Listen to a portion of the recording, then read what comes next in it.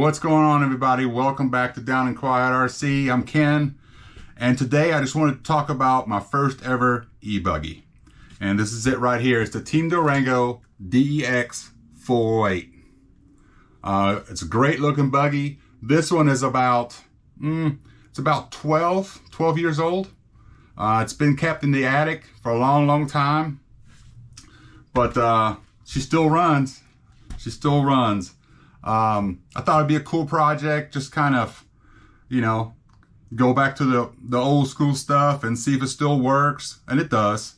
But the reason I bought this buggy back then, I was doing two-wheel drive short course. You know, everybody had a two-wheel drive short course back then. That was so much fun, and I was already racing at the Rock, which was the old track, the tractor pull track. So it's not the current location, but the tractor pull track. And man, I had so much fun with this buggy, and they were so fast, you know, coming from two-wheel drive short course, and that's all I had, to this, you know, I pretty much sold my two-wheel drive short course after that, shortly after that.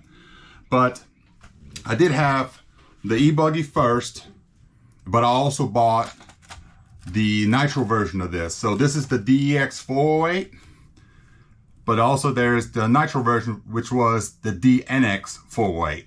And just like today, you could use most of the parts, like the front clip and rear clip, they were interchangeable with the nitro.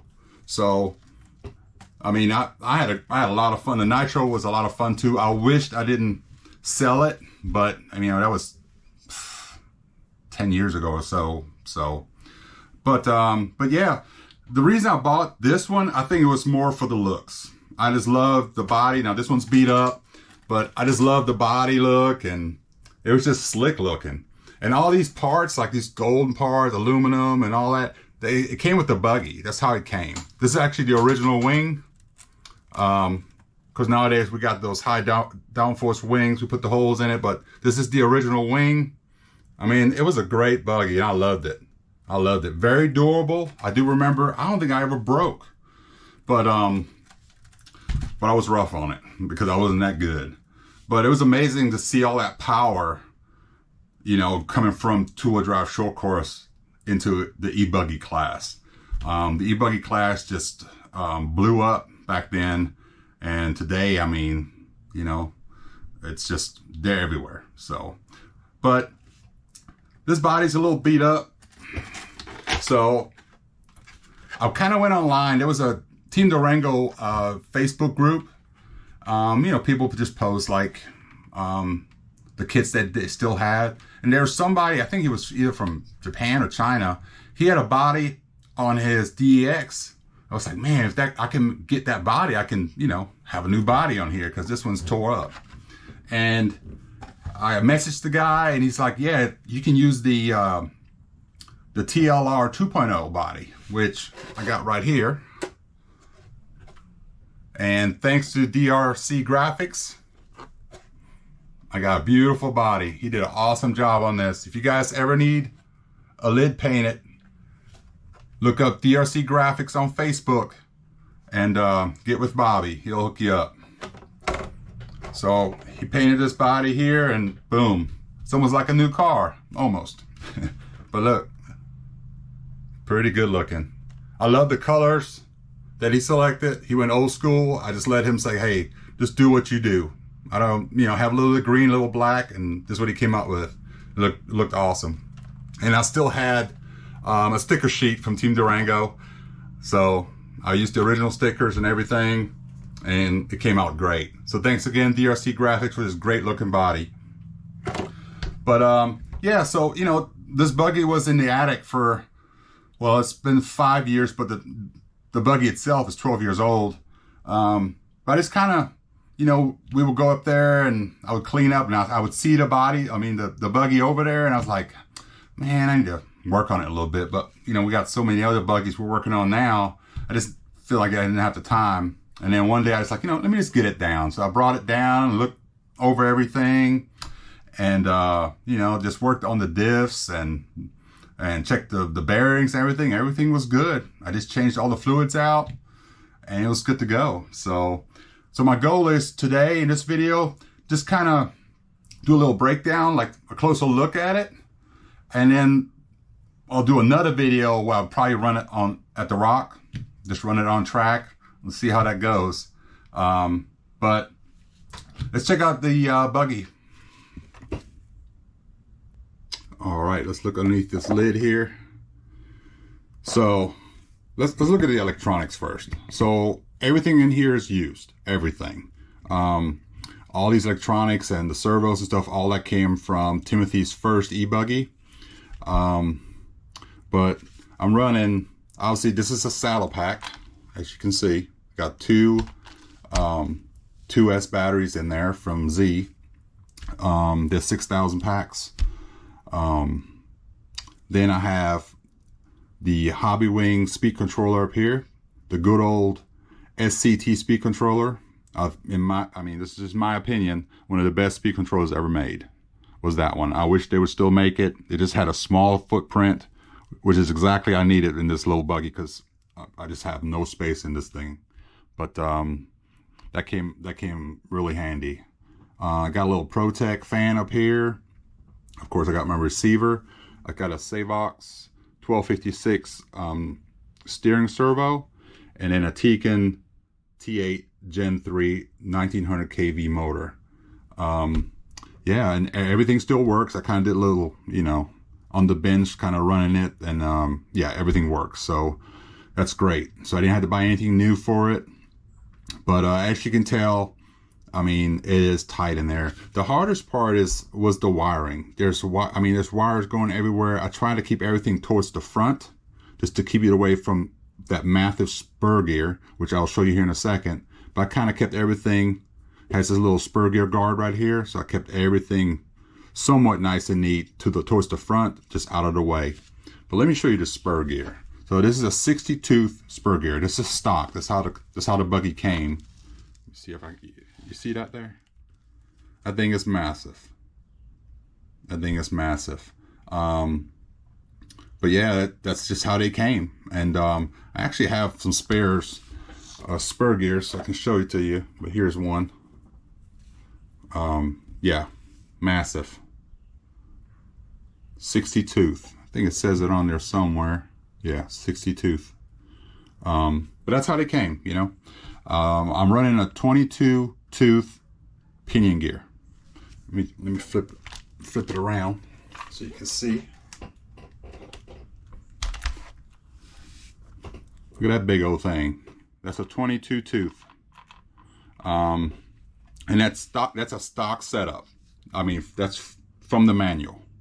That was a stock setup. But you know what? It works just fine. It is what it is. That's what they came up with. And that's how I'm going to run it. It doesn't run hot or anything, so it's all good. But again, it has a saddle pack. Got the wires going there. Batteries still work. I have the batteries probably for, I don't know, a few years. But I tell you what, guys. Storage mode, storage mode, storage mode. It works. Charge them up once in a while. Put them back into storage mode, or charge them up, run it, put it back into storage mode. Batteries will last you a long time if you take care of them. There's nothing like aftermarket on this. All this, this gold anodized stuff, that's how the kit came. All these little touches of gold and stuff. And I think that's one of them things that kind of made me buy it. It just looked really cool. I'm trying to remember, it's been a long time, but I think I've never broken anything on this. Maybe an arm, maybe one arm, but the DNX was the same way. It's very reliable, and everything on here is original. So the only thing that's not original are the springs. I know Ryan Lutz used to run Team Durango, and a local, from Georgia, Brian Looper, he used to run Durango, and those guys looked awesome running them things. I never got to that level, okay? But I loved running my Durango. I really did. It ran really good. Now, another thing that's kind of different. So in stock, when you build it, the shocks, you see these shocks in the rear, right here? They're actually in the front. So when you actually build it per kit, that's how it was created. The shocks were actually in the front. So what people do, even back then, because any other buggy was in the rear. I think the Serpent was the same. The Serpent was the same at the time. But you do this mod where you flip the rear arms around, and then you put the shocks to the rear. It just made the buggy handle a lot better. So that's the only change I did. But I can't wait to run it because I just can't remember. I knew it was a great jumper, like it would fly great over jumps. Suspension was really good. I think the wing, I don't think it produced a lot of, I don't think it produced a lot of downforce. So that's something I would probably change here to help me out, make sure I have traction. But other than that, this is it. Again, it's very, very tight in there. But yeah, that's pretty much it from the inside. All right, just wanted to show you guys just a couple parts that were just, you know, different at the time compared to other buggies, especially e-buggies. Like I mentioned before, obviously the ESC plate up here, we would mount your ESC on top of. Probably not a great idea because you had like a high center of gravity. Of course, I didn't really notice a difference, but she was a little prone to tip over here and there. But that could have been just set up. But yeah, that's, you know, that's probably a con. A lot of people started doing mods, especially once they got the shorty packs. They would mount the ESC actually on the chassis, which would make sense. But that's probably a con here, obviously. I think another con was, and it's not a bad thing, but at the time I didn't have an option, or I didn't know about the option of getting emulsion caps for the V1 at the time. So they always came, even in the manual, they come in as just bladders, which is nothing wrong with bladders, but it'd be nice to have the option to have some emulsion caps. They had some vented caps, which are these silver ones, but yeah, just to have another option would be nice to have emulsion. Well, I have these shocks in my hand. Where's the other one at? Right here. So this is a front shock, Team Durango front shock. Again, this is 2012-ish, and this is a EB48 2.1 front shock. I mean, you really tell the difference, how far e-buggy has come. That one almost seems like a rear shock, but it's actually a EB48 2.1 front shock. So just to, you know, just to show you the difference here. Obviously, it holds a lot more oil too. See how skinny this shock is. So just to show you that difference. But I got so many shocks and stuff. I had so many spare parts. I'm gonna have to show you a little video of that. But I got a lot of parts because, again, at that time, Team Durango was kind of one of those companies where you didn't have a lot of support. So you pretty much ordered a lot of parts and just brought it to the track in case you needed it. But thankfully, it was very reliable. So, but another thing that was just different, not saying it was good or bad, just different, is, I mean, here's your, like, this is you can use these in a front or rear diff. Pretty smooth, actually. Still in good condition. This is a spare. But talking about the front, I got a little bulkhead and shock tower from the front here. I had spares. And you see this is where your diff would go in, but you see this little notch right here. So how it would work, I'm gonna lay this right here. You would build your diff just like any other diff, but then you would have this. You have this casing. And you basically build your diff, and you put this in. It's the wrong way. You drop it in like that. And this little casing, snap this in. And then you put your 3 screws in, and then you would mount this. So this happened to be the front. You would mount this in like so. And basically that little notch right here will go right in this spot right here. You pop it in like so.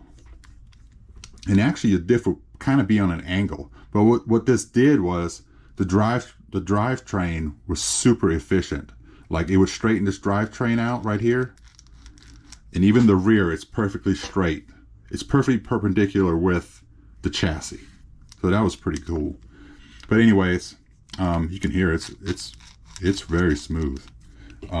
You would do that. So this is the front, and then you would pretty much put this on front there, capture it, bolt the two, screw in the 4 screws, and you're good to go. So it was a really fast to change out diffs or change out your diff oil, whatever you had to do. You just pop this off, boom, and you just pop it out like so. So I mean, they were pretty good diffs. The rear works pretty much the same. It's just reversed, but as you can see here, it has the DNX, says DNX. They all said DNX because they all use the same parts. So that's pretty efficient. And then lastly here, let me show you this gear, this spur gear again.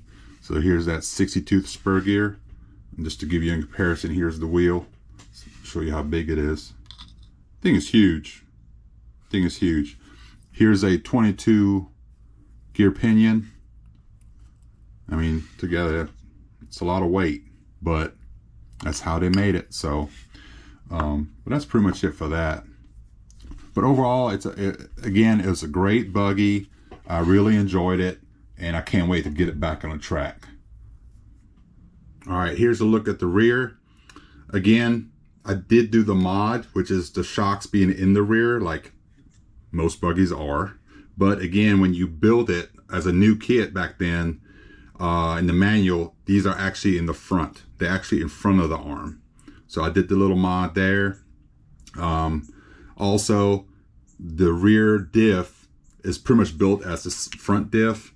You build your diff, you put it in this little case here like so. Snap it together. There we go. And then you pretty much insert it in there. Has these little plastic tabs on the right and left. Here's the other one. And it pretty much captures the diff case. Screw down those screws and you're good to go. And then lastly, you have this little bar. I guess it doesn't really do anything other than if these would come loose, the diff would, it would still come out, but I guess it would hold it back from falling on the track. I don't know. But anyways, it has a little bar here on the back. Another thing that kind of pretty cool actually is the outdrives. Those outdrives actually look pretty dang good. And I don't know if this is a reason, but Team Durango had these little outdrive cups or outdrive protectors or whatever you want to call them, that go over this. As you can see here, you just pop it in and there you go. And it was good to go. So just wanted to show that. One huge weakness I still remember are these wing mounts. These wing mounts were super fragile. You could pick one up by the wing, which we usually do, and it would break. Not break, but you'll have a tear near this screw in here, like right in this area. That was a big weakness, and I sure don't have any more left. So I'm just gonna take care of this one. And I have a lot of parts, but I don't have a lot of these wing mounts. Those wing mounts were super fragile and a huge weakness of the buggy.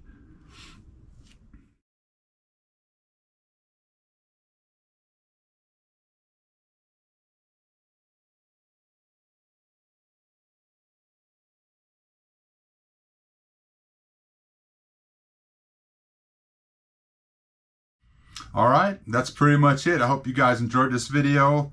I just want to do a little project on the side, and it was time for this thing to come back down from the attic. And my next goal is to run it. I'll just work a little bit on setup. I already know these springs are too soft for this buggy. This buggy is heavy, especially with those batteries in the back. Got to do some adjusting, got to do some setup things on at the track, and we'll get it running. I'll definitely film some of that. Would also like to do a little, like a history, a Team Durango history. That would, I think, be pretty cool. we'll see what happens. But once again, I hope everybody's doing okay. And thanks for all the subscribers. Thanks for the likes. Hey, if you guys have any old buggies or something, tell me about it in the comments. That'd be great. And I'll see you guys next time. Later.